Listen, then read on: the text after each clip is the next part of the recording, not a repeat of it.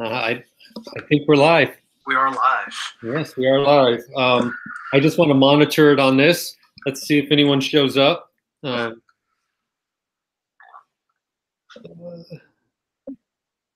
Is anyone there? Yeah, it says live, so I guess we're live. Hello, everybody. Hey, everyone. Forgive us. This is our first time doing this. It's doing the flick back and forth thing. Let's see. I'm tuning into my channel. I want to see if this is coming out or not. Yeah, Yes, it's called Live with Reaper, and it's up. Yeah, great. Here we are. Oh, Knights of Old's here. Woody Warren. Hey, Mike. Mike, I got your emails.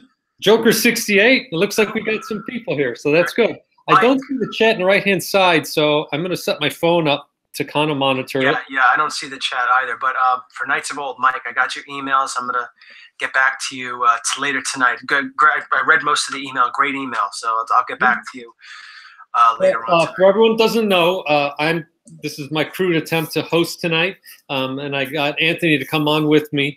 I don't know if John's available or around.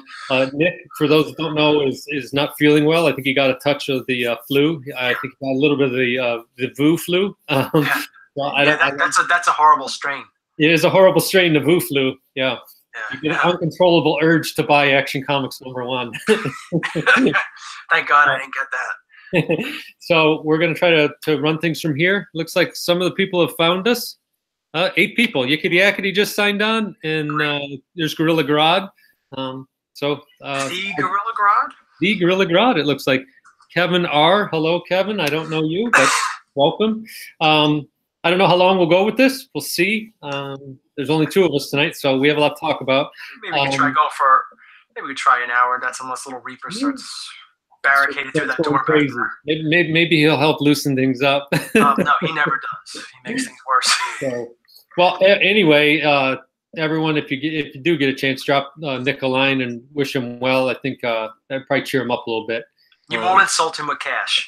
No, and yeah, he cashes as he always likes to say. He loves collecting comics, but he likes collecting cash more. So you better pay up. Yeah, pay up. Or he'll break your legs.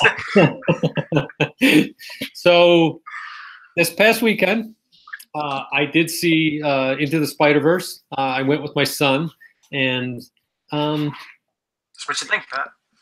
It was good. It was exactly what I thought it was going to be, though, and which I guess is a good bad thing. Some of the humor for me was just too easy.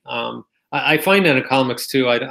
Some of the tropes and some of the things that they did, you see it coming down Main Street, and then they do it anyway, and that's, to me, I don't like that.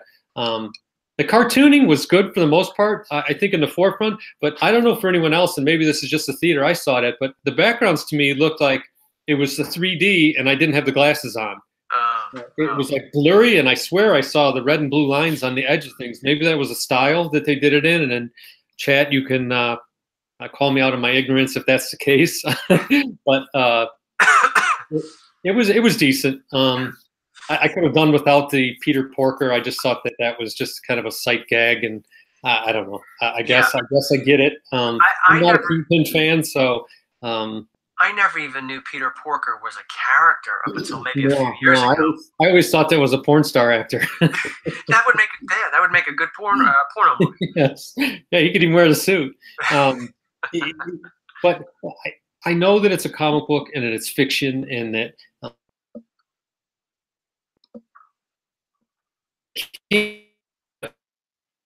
seen it, but it just I don't know.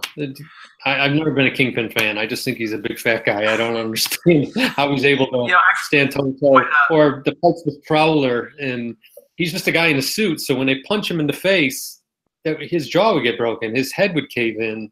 Same thing with the woman that was female Dr. Octopus. They swang from 50 feet away and kicked her in the face. Her head would come off. She's just a normal person. Yeah. You know, that's one of those moments where, like, actually, when I'm pushing my glasses up, I know, but when you're sitting in a dark theater and you're like this, and you're just like, oh, come on. You know, when they do that, they don't have to do that, and I don't know. I mean, I never. I'm nitpicking a little bit, but yeah, in the spirit everyone of Nick. built this damn movie up so much. I thought it was going to be like watching Jesus land on a UFO and give me a bag of money, you know. And it wasn't like that. And both taking off and putting the American flag on the moon. Yeah, you know, it was good. I didn't love it, I guess. Well, getting to what you were talking about, the Kingpin. Yeah. When I first, here we go again with me, and when I first got into comics, when I first started becoming a full-time collector in comics, my knowledge on Marvel was quite limited. I knew a horror background. You really weren't a superhero background. Right. I knew EC, but I also knew DC. Yeah. I knew Superman. I knew he fought Lex Luthor. I knew Batman fought a bunch of, the Joker, Penguin, all that stuff. So when I first saw the Kingpin, I first played that video game, Spider-Man vs. the Kingpin, and I'm like, oh, okay, the Kingpin. Is this like Spider-Man's like Lex Luthor? Except fat. Well, they made Lex Luthor fat for a little while too. They did. Didn't they give him like a full head of hair too for a while?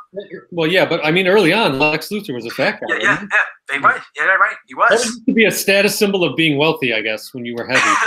Yeah, it was. It was back in the 20s and 30s. That's why. Even before that, even the medieval time, if you were over, you see these nobles that were overweight. It's not because they were noble and they could afford to eat. They were well off. Yeah, they were very well off, and that was, sexy, I guess. Yeah. But moving on to comics, but that's what I thought of, in the Kingpin. But right now, as I've become more learned in Marvel, I know a couple of things. I don't mind him as much. I liked him in Daredevil, but that's just about it. It's like what you were saying. He's just like this big fat guy, and if he was to get punched in the face by Spider-Man or something like that, his jaw would be like blown right out of the back of his skull. I always read him, at least, that he was a mastermind, that he would do things behind the scenes to make things happen. And this movie, he was more like a direct, he was like the Thing, he was he was strong. Yeah, they always portrayed him like within, I guess, since maybe the 80s up until now, as like this hulking, like big, strong guy. Yeah. That he could like pick up Daredevil and like throw him, over his head. I mean, I'm over exaggerating, of course, but they always made him like superhuman when he's not superhuman. It seemed like. Yeah. But I know, but I get what you're saying though about the Kingpin. But as for the movie, I didn't go see it. I heard good things about it. Like you were saying, I heard people say, "Oh my God, this is like the greatest comic book movie ever." Movie of the year, I heard. I heard the same thing about Black Panther. Like, oh, this is going to be the greatest. This is the greatest movie, and I'm watching it. I'm like, it's okay. Yeah, Black Panther was all right. I didn't think it was great. I liked it. It carried the main story along. That's what I got out and what I enjoyed out of it. Absolutely, yeah. But yeah, the Avengers movie I think was better than either one of those. So Avengers, I think, was the closest we ever got to having an Empire Strikes Back ending. Yes, I agree. Whenever we hear about movies that are like when Lord of the Rings was coming out, it's going to be a trilogy, and the second one's going to be just as dark as Empire Strikes Back. Always trying to mimic the second movie in the trilogy being dark. Yeah. No movie in a trilogy that I can remember has ever achieved that, but Avengers did. Yeah, it had that Empire Strikes Back ending where you're like, I mean, you kind of figure, okay, in the third one things are going to be okay. Yeah, some form or another. The furry Ewok showed up. Yeah. Well, things showed up. Then you never know. You never know. Like in Avengers Endgame, the Ewoks might show up.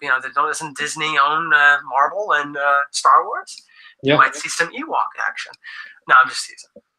But it was the closest you ever got to a real depressing ending. Like, the weird thing too is I remember sitting in the Avengers movie and the heroes lost. I mean, they got trounced, but you didn't feel bad about it because in some ways you kind of saw Thanos' side of things. That I don't think he was so much evil as he just thought he was right, and he still thought he was right. Even at the end of the movie, he sat down, and I mean, it wouldn't have surprised me if he cracked a beer and sat on those steps because.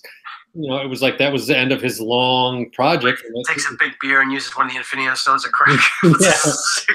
Yeah. And he keeps reversing time. When he's done, he wants another one. So he's like, I do think this is going to be good. I think the Captain Marvel latest trailer dropped. I think really quelled a lot of the internet dog pile. The internet loves a dog pile about Brie Larson and how she's unemotional and all this other jazz. And I don't know how people got that from a 30-second clip where she didn't speak at all. This one, she's definitely joking around with Nick Fury, and a lot more stuff's explained. And I think a lot of it is a lot of these people that get on there. One, some of them are just trying to build up channels and get people interested. Oh yeah, yeah. But I think a lot of them just they let other people think for them. And I think you get a lot of that these days. But just sit back and wait. Like I don't watch any of these Avengers things. Like I know Emergency Awesome. Everyone loves that guy and loves that channel. But his stuff, I watched a few things of it on, I think it was Monday, and I could only get halfway through because it's all speculation, and I don't want to speculate. If I wanted to, I wouldn't go to the movie. I want to be surprised. I don't want to see, leaked footage, so-and-so died. I don't want to see who dies. I don't want to know that because you're taking that away from me. So I guess there's a segment of people out there that like that. I don't. I don't read the last page of a book either. So I don't like it either. I mean, remember, I know you talked like Emergency Awesome. Didn't he have like the Avengers 4 trailer breakdown 3 months ago? Yeah, he's got like 20 videos on this, and I just you can't wait. It's in May. Captain Marvel's in freaking March. You can't wait. I remember when The Last Jedi was coming out, I was really psyched about this because this movie had, in my opinion, the formula to be the ultimate Star Wars. It did. It had everything going for it. And I'm looking on all these fan sites and all that stuff, and all this leaked footage or leaked ideas and all that stuff. I'm going into it. And I'm like, oh wow, this is so cool. Then when I saw the movie, not only was it disappointing these channels that none of it was true. Yeah. Just the fact that the movie was just god awful. And I said, well, I'll watch it again. I watched it again. And I was like, oh my god, it's worse than I thought. Yeah. I saw that Solo dropped on Netflix today. Oh God! It's god awful. There's one good part in that movie. I won't tell you since you didn't see it. There's one good part in that movie, and it's maybe less than a minute. And it's toward the end. Oh, okay. Maybe I'll power watch it. Power watch. Yeah, I do have some bagging and boarding to do, so. When you get to that scene, you'll know exactly what I'm talking about. You're like, okay, this is the part that seems like it had promise, but the rest of it. I'm not a huge, and I won't get anyone mad here, but Star Wars fan. Growing up, I always liked Star Trek better. I just thought it was better written. It just seemed almost more relatable for me, I guess, because Earth was in it. Well, it made you the difference between the two, as you probably know. One's more philosophical. Yeah. Learning about the existence of who we are, where are we doing, where are we going, relationships and all that stuff. Whereas one is more, like a battle, like a Flash Gordon type thing. This is the evil guy, and we got to stop him. And these are all the people that he's enslaving or keeping back, and we're going to free them. We're all going to. I think for me, Star Wars always kind of had a biblical feel to it. Oh yeah. With the father and the son, and just the evil. There's a lot of very very similar there to me. And I think growing too as a kid, I loved Fantastic Four as it was this family, and they had ventured out there. And to a large degree, for me, Star Trek, it kind of felt like a family. You had Spock and you had Bones and all these people, and they just, I think it felt like a family to me watching that show. And I just think the original concepts and writing. Looking back now, you think, well, that's been done before, but back then it hadn't been done before. That's where all those tropes came from. They weren't tropes then. They were actual things. That's right. That's right. Let me ask you this. As we're talking about Marvel and comics and all that stuff, what was the first Marvel character or characters you were acquainted with? I talked about earlier that when I first got into the hobby, I didn't know who Iron Man was. I didn't know who the Fantastic Four were. I knew who Spider-Man was.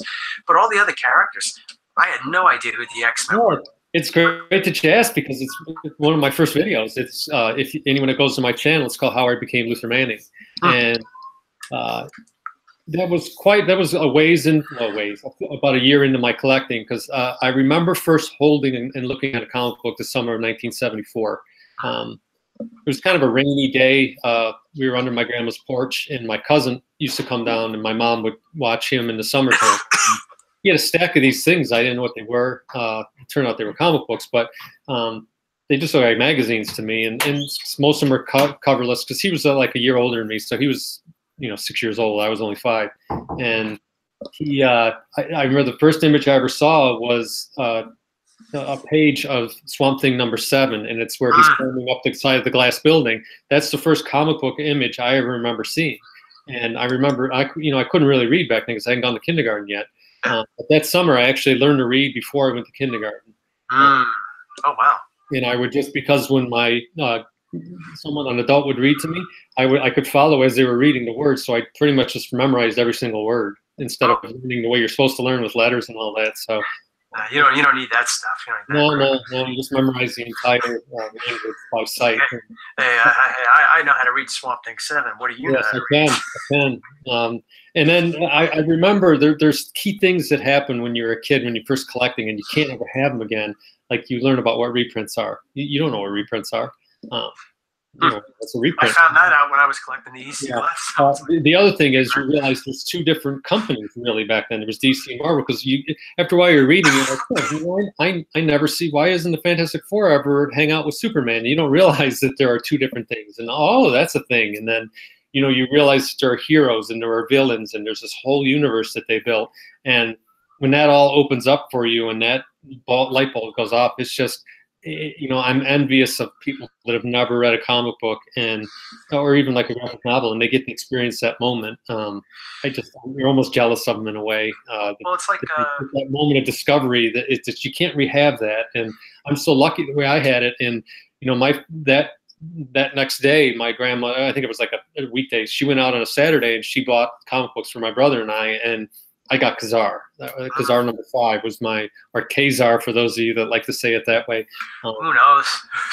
Yeah, Kazar. I don't know. I remember Dark Side, Dark Seed. People used to say. Now everyone says Dark Side. Well, remember Thanos? It used to be Thanos, right? Yeah. Not for the movie came. Now everyone. Now you can go back. I always thought it was Thanos for me too. Thanos. But I got that. My brother got some Fantastic Four, and he got a Frankenstein #12. He got Spider-Man 139 with the mind worm on the front of it. He got can't remember all the books, but I remember we must have read those books that weekend probably 20 times over and over again. And it was instantaneous hook to me. I was an instant comic addict from that point on. And but then later, I started. I always liked the hero books, but I always seemed to like. I guess the kind of weird heroes, the odd heroes like Deathlock or Kazar and people like that. They weren't in the mainstream hero and a tight-wearing crowd. Although I always liked Captain America, and I think I always just like how he was and how he was unyielding with always being a hero, always doing the right thing, and I just liked that he was displaced at a time and all that too. So that's how I got into heroes. Yeah. As you know, I was into EC first, and like you talking about how you learned to read before you went to kindergarten and all that stuff. And it was that reprint of Tales from the Crypt.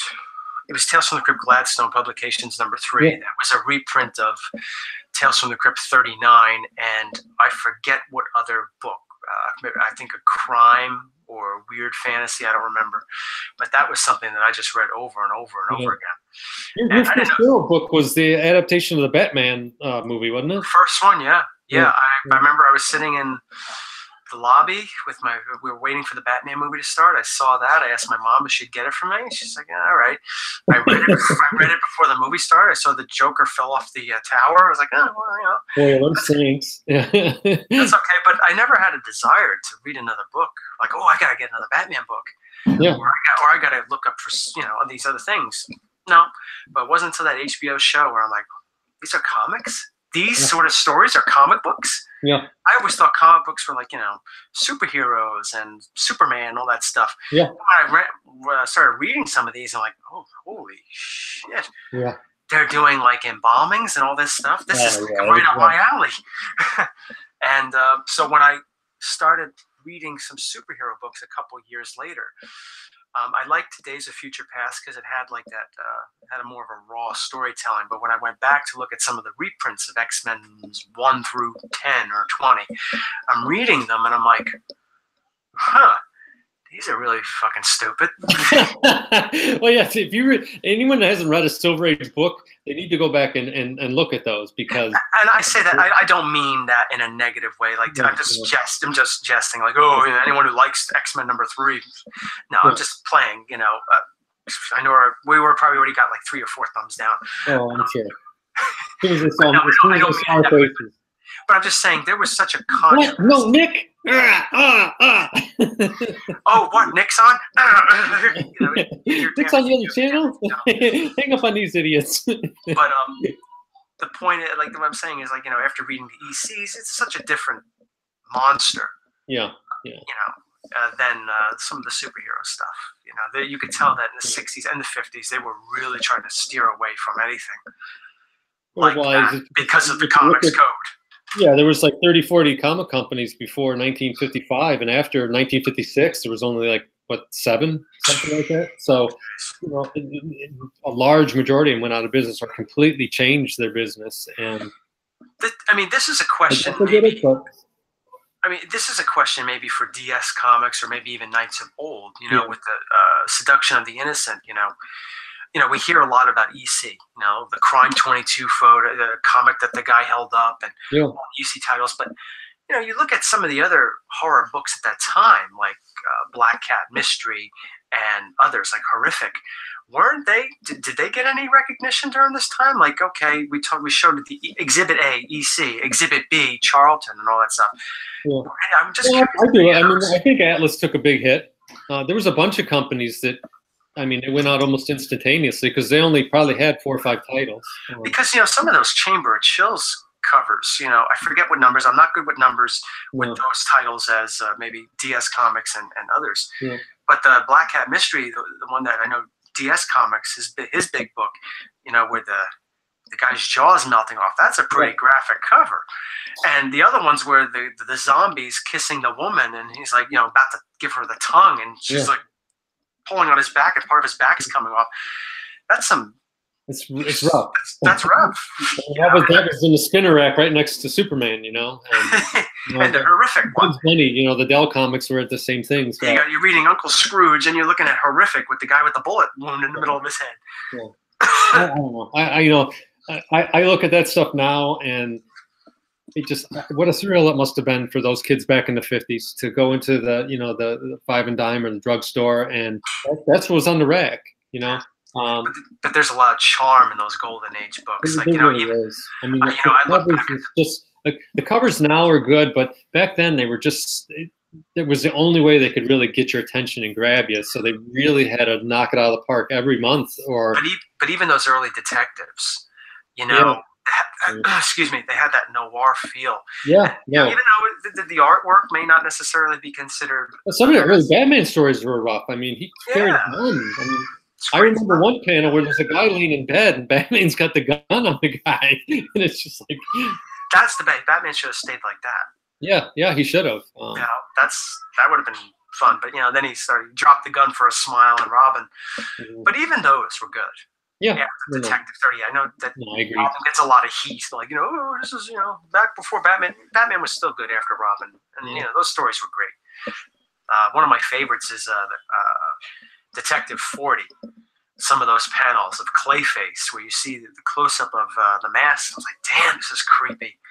Just looking at it. I think there was more detective edge to his stories back then. Yeah.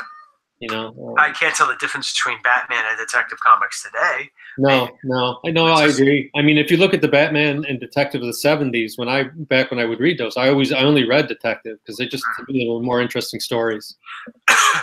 I never was a fan of Robin either, so that I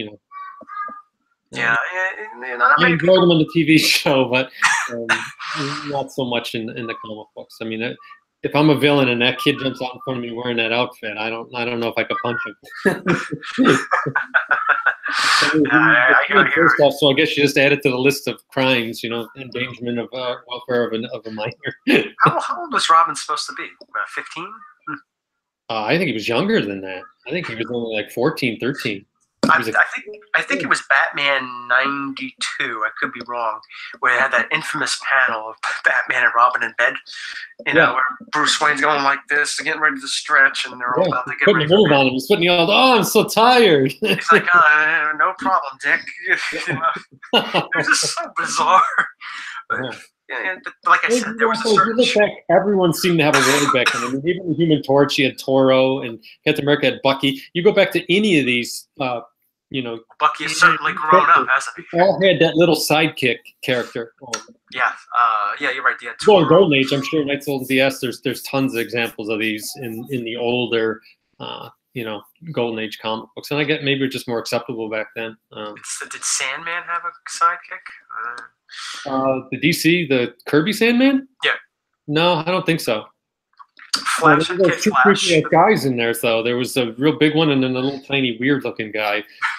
I remember reading those as a kid. I'd turn that page fast because I didn't like the creepy little guy. He just creeped me out. And the thoughts of them crawling around in my head when I was sleeping just used to bug the hell out of me. So if those two appeared in panels, I'd turn it real quick. Yeah, but like I said, those older Goldens, I wish I could have more of in my collection.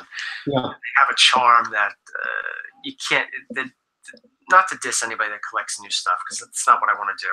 But I think some of the newer stuff doesn't have that certain charm. No, the new comic books, and I see this a lot when Damien, Sleepy Reader, he does a really good job, I think, every week of showing books.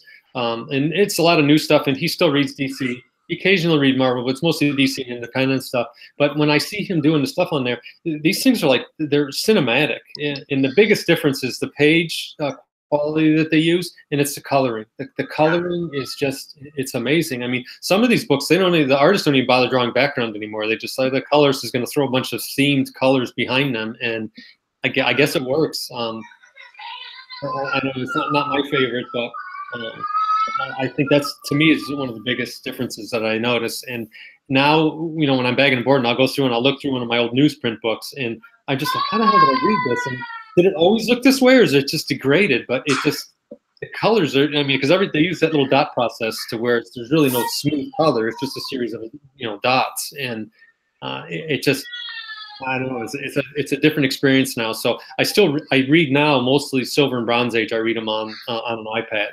So they're very vibrant and colorful, and they don't look like that. So if you get one of those old books out that's like before 1981, they're rough. I mean, they're hard to read. Yeah, I remember when I got the EC reprints, like the Cochrane ones, and they were all in black and white. Yeah. And talking about color, lack thereof there. And I remember I was like, oh man, when I got those, it's pretty cool. It's okay, but whenever I get an original EC, I'm anxious to open it up to see the colors, that they had back then and all that stuff. Yeah, the EC covers, to me, I appreciate them more and more. I think his name is Comic Hijinks. I watched his video this morning. Yeah. He only does a couple videos a year, and they're usually pretty big hauls. But this, I don't know if you saw his latest one. It's full of EC. When did the latest one come out? I think just this week. I watched it just this morning, and he did a great job. I didn't see it yet, but I am very familiar with him and his collection. I got to go check out the video. Yes, I know he's on Instagram a lot, and he gets a lot of wonderful EC. Yeah, I think he said he needs one more Shock Suspense Stories, and he's complete with that run. So yeah, I won't be complete with any of those runs for many years to come. Yeah. But that's okay. This is the year I haven't published or come out with a video yet for 2019, but I did share with you what I'm looking for, and I don't know which ECs, but I do want to get a few of them. Shock Suspense Stories 16 has always been one of my favorite covers. Sort of that guy's throwing his girlfriend off the. Yeah, no, you bought that when we went to the Doylestown. Oh yeah, I got the Gladstone reprint that night. Yeah, you practically pulled that out of my hand. No, I'm teasing. I did. No, you didn't. It was fun. That I always think, every time milk and cheese that night, or we just looked at it. No, I had just purchased it like a couple months earlier. You had it up on the rack, if I remember. Yeah, I saw that and I was like, oh man. I don't think I asked him how much it was, because I think he seemed like he was a very nice guy, but I think some of his prices were a little higher than. Well, it was weird. His wall book prices were probably 20% over GPA, and then his stuff in his boxes was like half or less. That's where I got the first Whirlwind. That's where I got that from there. Yeah, or Whiplash. Whiplash, right? That was 97, I think. Yeah, well, you remember that. You remember. I think you got it for $9. I think I did. Yeah, it was a steal. Yeah, that one you gave me paper burn on. I think I pulled up and you went. I probably did. I probably ripped half the cover too, but yeah, whatever, as long as it's mine. That place was cool, but what was the other place was really kind of weird was the video game store. Didn't we go to that one too? I think you went in there before I did. I went in there before I met up with you. Oh, okay. It was a very small store. Yes. I bought a couple of things, bought cheap stuff. It felt more like a museum than a store. Yeah, it did. I mean, but you know, I like seeing. He was going to sell the stuff, but he wasn't going to be unhappy if no one bought anything. Yeah, that's what it seemed like. But you know, hey, like, this is my collection, and you can kind of buy stuff if you want to. If you want, how much is that? $300. What? You don't really want to sell it. Look, honey, I'm trying to sell it. I can't help if people don't want to buy this. Can't help it. They don't want to buy it. But that's like Super Mario Brothers. That's like the old guy's got a classic car, and his wife says, "Get that thing out of get that junk out of the garage," and he puts it at the end of the road every spring for $10,000, and no one ever buys it. I tried, honey. But I pass by. I don't pass by the town, but I pass by the exit a lot. Doylestown. Every time I pass by that exit, or every time I think of Doylestown, I always think about that time we got together there because that was a fun night. It was perfect. October night. Creepy. It was like midnight. It was like but it was like Midnight Mess. Yeah, like the Tales from the Crypt episode. Well, the people in the town definitely were like. I felt like it was on the Truman Show. They were very odd acting. What about too that we were lurking on that one street corner for a while? Well, yeah, we were hanging out there till like 11:30 at night. I guess we were getting a couple weird looks. Spooking people on that. Yeah, it's like bedtime is at 9:30. You know, we close shop. We go to streets up here at 7 o'clock. But they had that old theater, remember? Yeah, I know. I wish we had seen it early because I can't remember what movie it was, but it's one we would have wanted to go see. Yeah. We were so long in that comic store, we ended up not eating dinner either. So. That's right. We were planning to eat, right? Yeah, that was the plan, but we just got too busy. And I ran out of time, but and John, I guess, wasn't feeling good. But I was on my way back to New York. I was going to swing through where John lives and just stop and see him. That would have been great, though. If you showed up with him. It would have been fun if you're on the video with me, and then later in the week I also get John on there. I think would be fun. I think people get a kick out of seeing all of us all together. I know when we were down in Charlotte this summer, that was great. It was. I had a great time. It was great. We had that little after party. It's weird for us because they all know us because they see us. But like Woody and a couple of the other people, Comic Book Brother, I think, was there, and then Bianchi and a few of the other guys. I kind of recognize the name, but they don't make videos, so I don't know what they look like. I don't even know their voice. So I remember, walk up to you, it's kind of fun, and it's just neat to. I'm hoping to run into a couple of those guys again. Somewhere around here, like New York Con maybe. But yeah, that was like one of the best cons I've been to, the one in Charlotte. Yeah. Because it was good hanging out with you. It was good hanging out with Mike. It was very much a comic book con. There was people walking around as Deadpool and all that kind of stuff, and there was Funko Pops, and there was other stuff going on. But the panels I thought were really, really good. It's nice to see people like Roy Thomas and Jim Steranko, and they're just everyone was. I went to the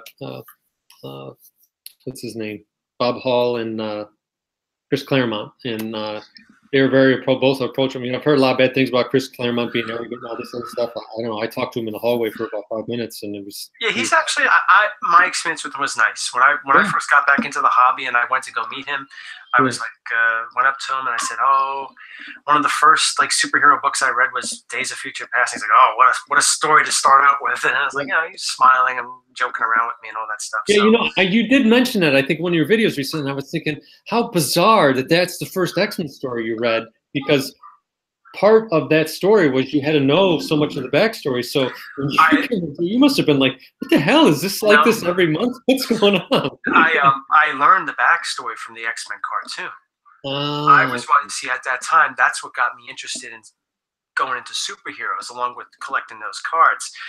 I started watching the X-Men cartoon and got acquainted with who these characters really were. I played the Wolverine game for Nintendo and had some idea, but it was that cartoon that really got me into it. And I was like, oh, this is actually pretty cool. And then they had the 2-part episode or the 3-part episode, Days of Future Past. And somehow I found out that was based off of an actual story that they had. Well, it's funny. You got into comics through TV. Yeah, I did. Yeah. Huh. Yeah, absolutely.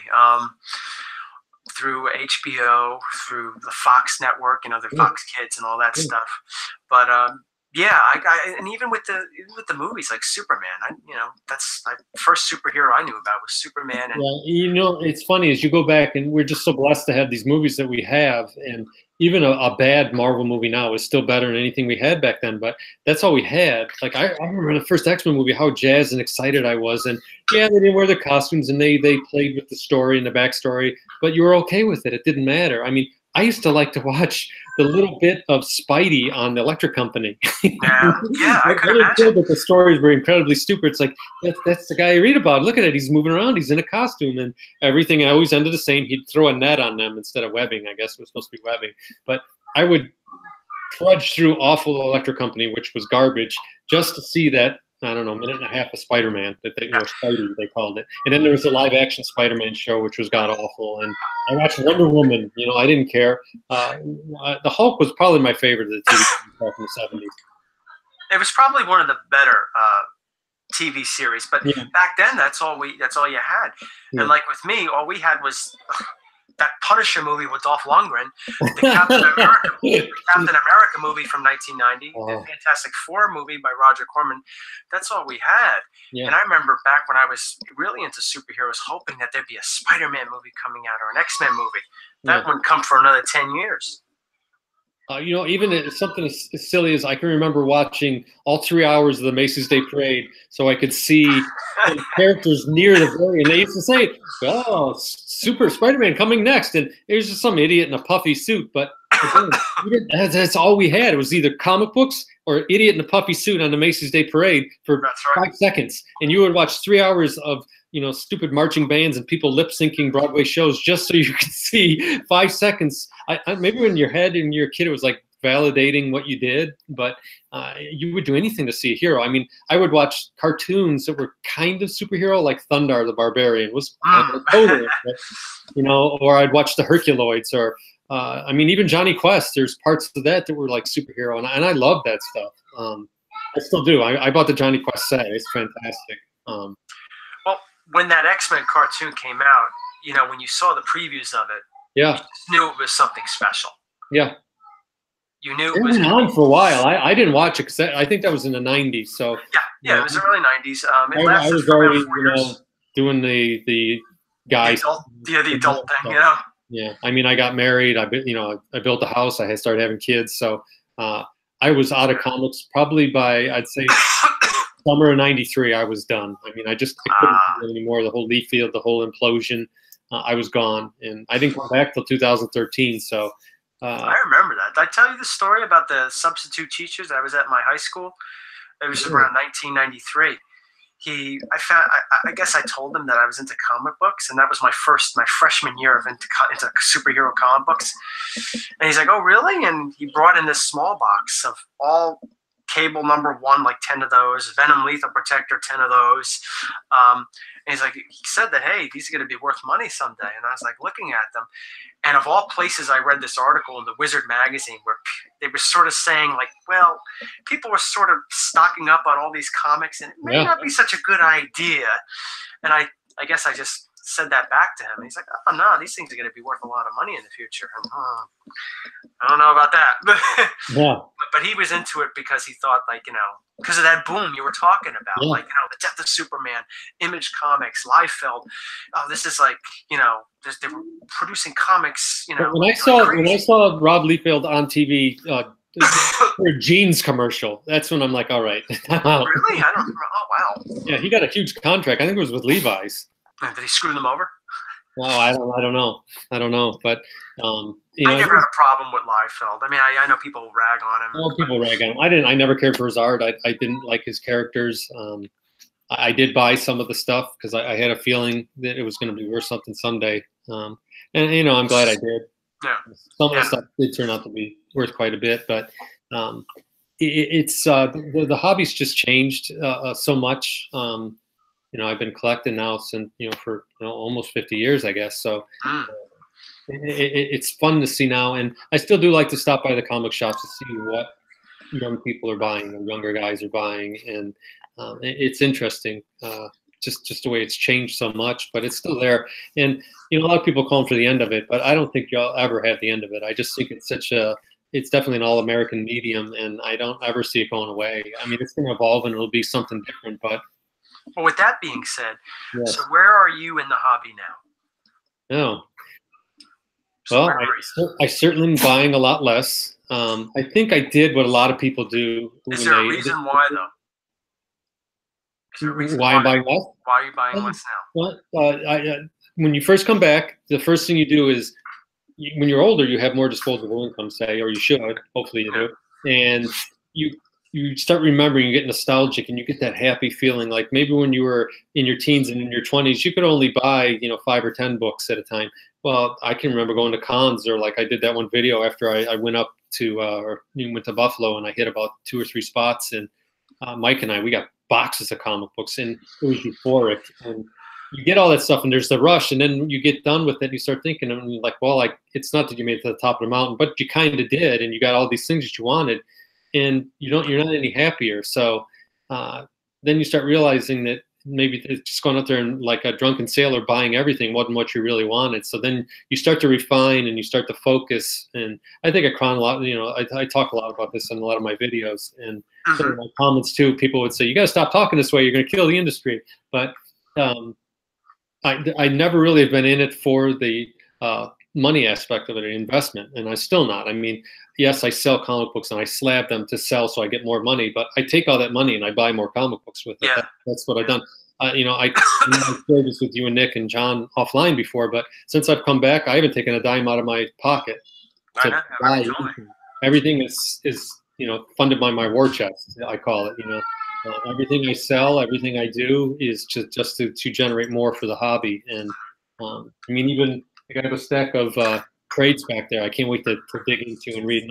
I'm reading now, so and I'm reading non-hero stuff. But it's funny, and I noticed when I watch these videos that a lot of people are having the same type of feeling. I mean, you're always going to have the completists out there. I mean, you got huge collectors out there like Silver Age Dave and After Comics. They're always going to. That's the part of the hobby they love. They love the complete runs. And like Dave's case, Dave will have 20 of a comic because he loves that book so much that he's never met a comic he doesn't like, and that's fine, and that's what he likes. And it's then maintaining it and going through it, and he can pull a short box out and go through it, and he's happy as hell. So I think that's great. But that's just not where I am. That's not what I'm collecting now. And then you got guys like John, Dr. Von Chilla, that he's primarily a cover collector now. He's already read these stories 4 or 5 times. He doesn't need to read them anymore. He just really is into the art, and I have a little bit of that too. I think I do like some books I've bought just purely because of the cover. Like I'm in the hunt, as you probably know, for Crime 22. Yeah. Well, why do you think I'm hunting that one? Yeah. To read the story? Well, maybe, but it's because of the cover. It's a classic cover, but it's also historic. Yeah, it has a history to it. Absolutely. Yeah. That's one of the things I like. When like this is what John gave me. Yeah. It has a history to it. Yeah. And it's a history before me. Yeah. And that's what I like about having some of these books. Like I mentioned in my last video, I talk about some of these books I have, but sometimes I'll look at them and I see something else. I'm brought back to a different time, like what you talk about, the paper time machines, as you have often. Yep. But it transports you back, and it's sometimes when I open those books, it transports you back, and I mean, it's a feeling you have, and you can almost smell something that maybe what you were having for dinner that night, and your mom was cooking, and you remember laying on your stomach in the living room reading that book. It takes me at least instantly back to that moment. And, some of my books I've talked about still have sand in them. I grew up, we had some bad flooding when I was a kid, and we used to go and read them on the sand pile. We'd fill sandbags up, and then as soon as my dad would go around the corner, the shovel would get dropped, and we'd break out the Spider-Man and start reading comic books. And some of those books still have sand in them to this day. And it's just, as much as I love the electronic medium, and I do read a lot that way, and I also read in trades because it's convenient, because I can take 10 comic books in one volume. There's something about opening that comic book, and I agree. Just that feeling of discovery when you used to go to a drugstore and you get that comic and looking at the cover, and then you're in the back seat chewing gum and you're flicking through those pages. It's something that you can't recreate, and I think for a lot of us, especially as older collectors, that's why we're still in it. We still want that feeling. And I think I did make a video where you can't, I guess, buy nostalgia, or you can't get that back sometimes. And that's what I was finding is as I was trying to complete my runs, because when I first came back, first thing I did is I completed volume 1 through 7 of Captain America. I got every single book. Anything Captain America was in, I did it. It took me about a year. And they're all in, 8.5 or better condition. Uh-huh. And then once I completed it, I'm like, that's great, but I don't have any feeling towards some of these books. Like, say that I had 4 books and I needed 2 or 3 in the middle. I'd get those 2 or 3 and yep, there we go. It's off my list. But those books didn't have any meaning to me because I don't remember them from back in the day when I collected. So getting back to what you're saying, where I am in the hobby, that's where I am now. I no longer feel the need to complete. I no longer want to keep some of these books. Even ones that I bought as recently as 6 months ago. I'm going to be getting rid of them to get other stuff I want. And to a large degree, my whole thing was to get back and get what my personal grail was, which was Fantastic Four 1. I know historically people feel, I think you're one of them, that Amazing Fantasy holds a higher place. But for me, everything started because of Fantastic Four #1. None of it would have happened, I don't think, including Spider-Man, would have happened if that didn't sell as well as it did, if that wasn't accepted as well as it was. You wouldn't have gotten any of these movies. You wouldn't have gotten any of that. You wouldn't have gotten the X-Men. You wouldn't have had the Avengers. You wouldn't have had any of that if that didn't hit. Right.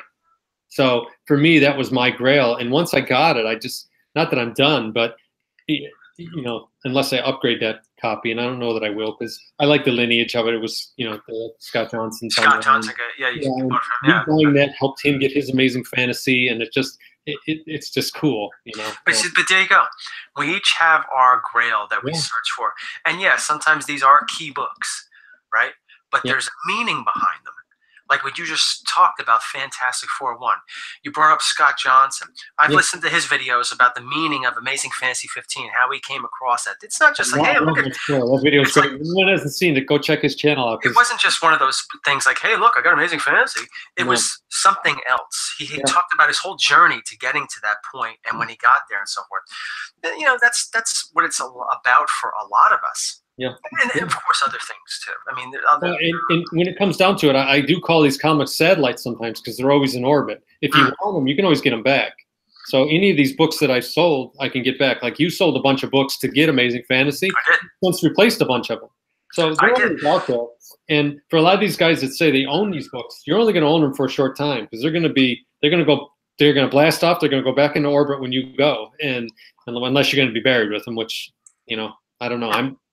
I sometimes feel like maybe Dave and Silver Age Dave and Alan from After are going to have giant coffins made to take all their comics with them. I think the best route. I think the best a in-ground pool-sized grave dug for themselves. I think the best route for those guys is a Viking burial. Oh, we put the comics, everything, and then we shoot the arrow up into the air, and then. Sounds like a great idea. The ashes have become one. How about it, Dave? He's on the chat. We'll push you out in the middle of Lake Michigan or something like that. I think that's the way to go. Yep.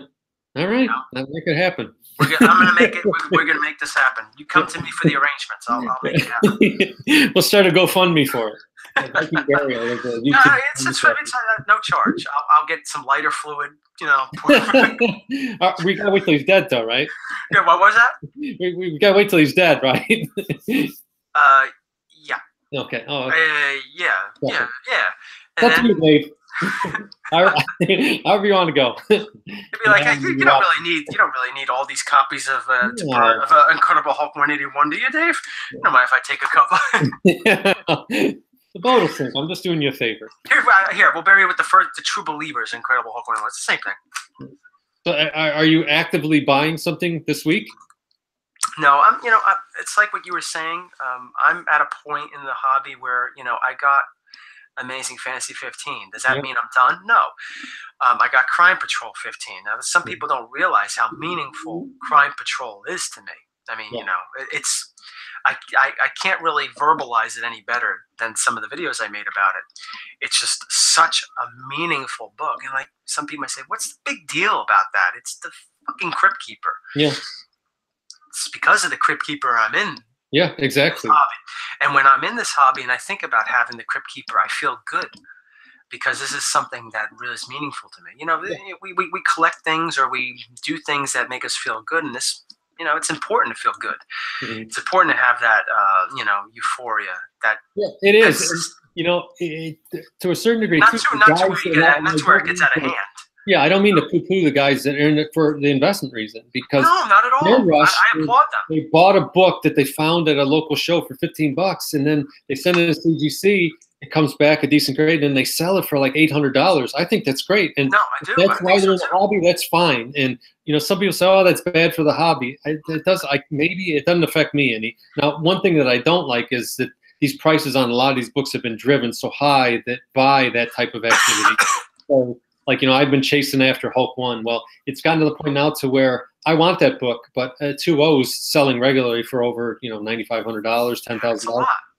It's more than I want to spend on that book. I mean, that's why I got my restored copy. Yeah, if I'm spending north of $12,000, I'm going to go after an Amazing Fantasy 15. I'm not going to buy a Hulk. Not that there's nothing wrong with the Hulk. It's just I think it's overvalued at this point. And you know, I was chasing Tales of Suspense 39, and I still kind of after that, but. You know, if it's right, it's right. I'm not gonna. If I don't get it, I don't get it. I think you'll eventually be able to get that. I think so too. I do think after the movie comes out, I think by the end of summer you're going to see that book dip a little bit, and get people talking about investment, and they're calling the top of the market and all that. It might happen. But it might not. I don't know. I mean, I think it's going to cool off a little bit. It's different this time. That's all I'd say, because I lived through the last time. This feels different. You know, people are calling for a recession in the economy. It's different this time. Unemployment's not like it was. The housing isn't like it was. If anything, this is more of a pullback and people taking profits more than anything. But you know, time will tell. Yeah, absolutely. We'll see. What time is it even? It's almost 8 o'clock. We got another 5 minutes. I guess it's not that hard to go an hour, right? I guess we're gonna have to do this more often, Pat. We have almost 30 people. That's pretty good. Us? Just the two lesser Beatles? Ringo and George. The least Beatles, me. But no, I'm the least Beatles. Thank you to everybody out there. I think I'm George Harrison. I checked. I have 604 subscribers, so I never thought I'd get more than 6. So that's a lot more than I ever thought I'd get. And that's including. I have to have more of a presence. I get asked I get a lot of messages. You know, when are you coming back? When are you doing this? I did speak with Mike today. We have some more submissions coming back. One of them I'm very excited about. Mike's doing a submission in the, I think it's called the value tier. So all the books are $1,000 and above. That's going to be an insane unboxing, I think. That'll be a lot of fun. So we're trying. Yeah, I haven't heard from Mike in a little while. Yeah, well, he's been very, very busy. He's always busy. Well, you know, between the two of us, I think we probably have close to 1,000 books to submit. So. You guys, man, I don't know how you two do it. We've been clean. Well, it's mostly Mike. I don't think he sleeps, and I'm almost convinced there's more than one of him. I think he's like figured out how to clone. So the guy you saw chained up in my videos, I think, is just one of the clones. That's one of them. Is he still in the basement in the old house? Still there. He didn't get away. the new people are like, what the f? Yeah. No, but you know, I think we have some good. Sorry about the dogs, everyone. Somebody coming home. I got somebody at my door too. Yeah. Oh, I hear him. He's got to make an appearance. All right, let me go get him as we close up. Let me go. Could you hear me? Okay. Yeah, I hear you perfect. Because I had the mic like this the whole time. I just realized that. No, it's actually good. It was a little bit saucy sounding. Oh, I like being saucy. I'll be right back. I'm coming, James.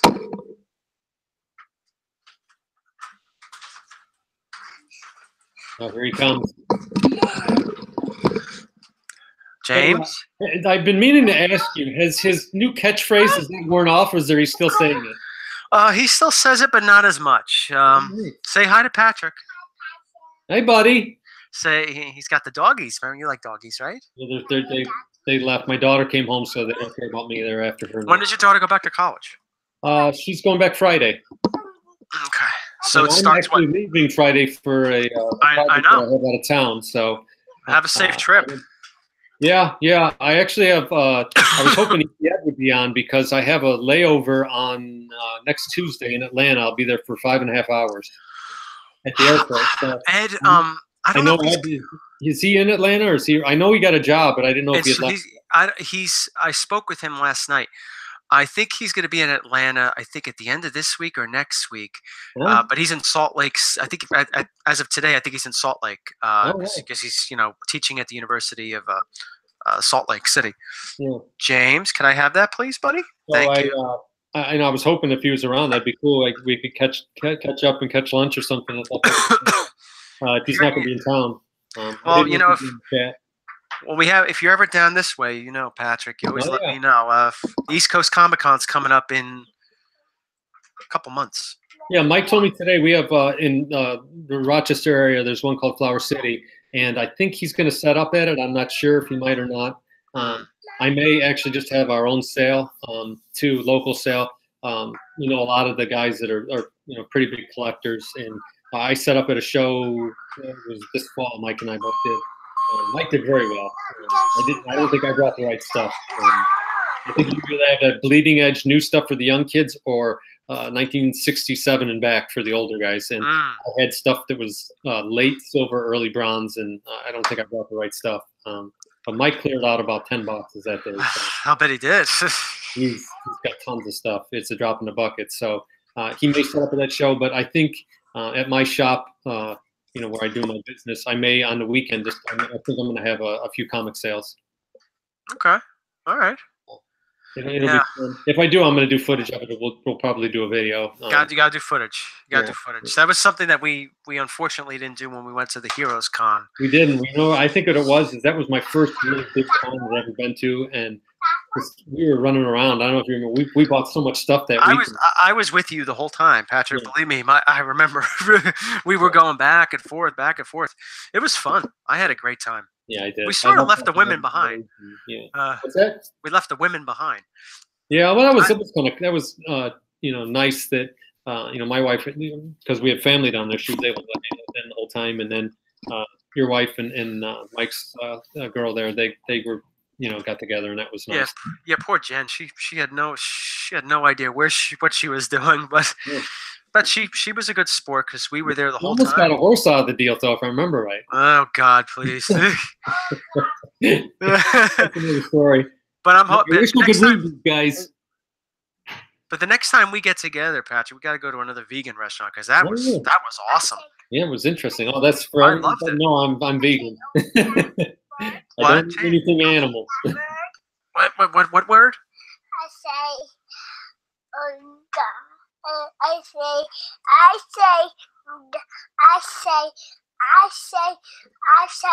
Zoja. Yeah, he doesn't know what he says. This guy. Oh, look. Look at that. What's that dog's name? This one's Daisy. That's Daisy, James. Yeah. Daisy doesn't know what personal space is. Neither does this one. Yeah. She's a good puppy. Well, it's 8:01. It was a great chat. We made it. I hope Nick's, lounging in bed and maybe he's peeking with one eye. Yeah, hopefully he's feeling better. He's got the flu, so. Yeah, and the other guys, I don't know. I mean, since this is the first time, I didn't really try to you guys. We were just getting used. It took us how long to figure this out? Yeah, we worked on a little bit, and it was what I thought it was because we had already been on a live chat that we couldn't initiate this chat. So it worked perfect. It's not hard. It's easy to do. I think it turned out pretty good. I'll probably go back and look at the chat if anyone asks questions. If not, this is going to be posted on my site. So if you want questions, ask away. It's something Anthony and I have talked about doing. Maybe maybe we'll do more live shows together. Yeah, that'd be great. Maybe more of a pointed topic. Like I think tonight we talked a lot about the state of the hobby or where it was for us, and I think movies as well. We talked about. Yeah. We had a good time. I had a good time. Yeah. Even little James here. He's only been for 5 minutes, but everybody, great. Take care, everybody. Thanks for stopping in. I'll catch y'all later. Bye-bye. Bye-bye. Good night.